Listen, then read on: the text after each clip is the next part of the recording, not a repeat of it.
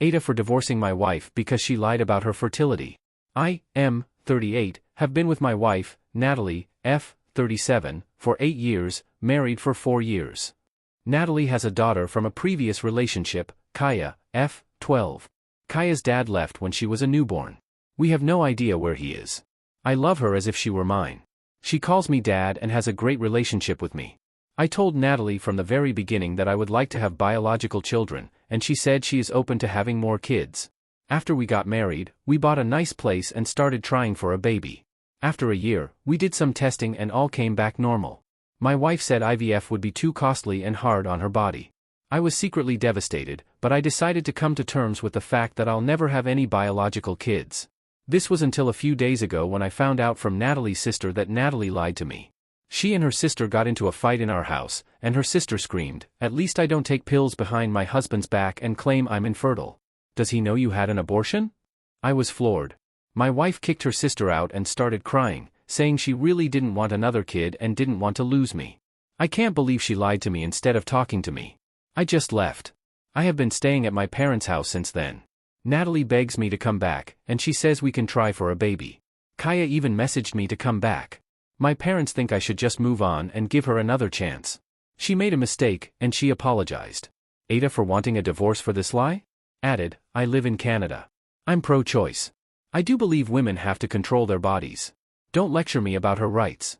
But this is a different case. She lied to me. I could now have my baby in my arms. I had no idea she is against having more babies until a few days ago. Abortion happened 1.5 years after our wedding. Yes, my baby. Yes, she saw me devastated and upset when she claimed we can't have a baby. I can't believe she lied in my face. Update. Thank you for all your kind comments and private messages. I did receive a few unkind ones accusing me of trying to control her body or making her feel unsafe, which is why she secretly went through with it. Natalie came over to my parents' house last night after dinner.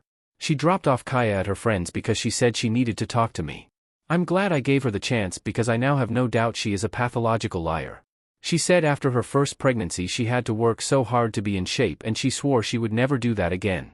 I said, then you lied to me from day one? She said she thought she would change her mind but she didn't. Then she saw me come to terms with not having a baby, so she decided not to tell me. I said, so you lied more? You got rid of my baby because you wanted to stay fit? You didn't even discuss anything with me? How could you do that to me? I could be holding my baby right now and you stole that from me. She said she is sorry but the good news is she still can. I said, you are still lying. You still don't want a baby and you're only saying it so I stay. I don't even know what to believe anymore. I can't trust you. Ever. She started crying, saying Kaya is so sad you left us because I can't give you a baby. I lost it. You lied to her too? Is this why she thinks I left? I told her it's over and get out of my parents' house. She cried and cried. I'll meet with a lawyer this week to start the separation process. I'll send a text to Kaya and explain that I didn't abandon her and will do anything to be in her life. I never legally adopted her sadly. I can't believe I blindly trusted her all these years. As for Kaya's dad, I have no idea who he is. She refuses to talk about it. Update 2. I'm sorry for multiple posts, but you guys have been so helpful. Definitely more than my family and friends in real life. I took your advice and met with my sister-in-law over lunch. She was very reluctant to give me any info, but here is what she said. Natalie is in no contact with her parents since before Kaya was born. She didn't lie about this part. I asked if she knows who Kaya's dad is because Natalie gets upset every time I asked and refuses to talk about him. She was surprised and said, you are kidding, right? You can't be this naive?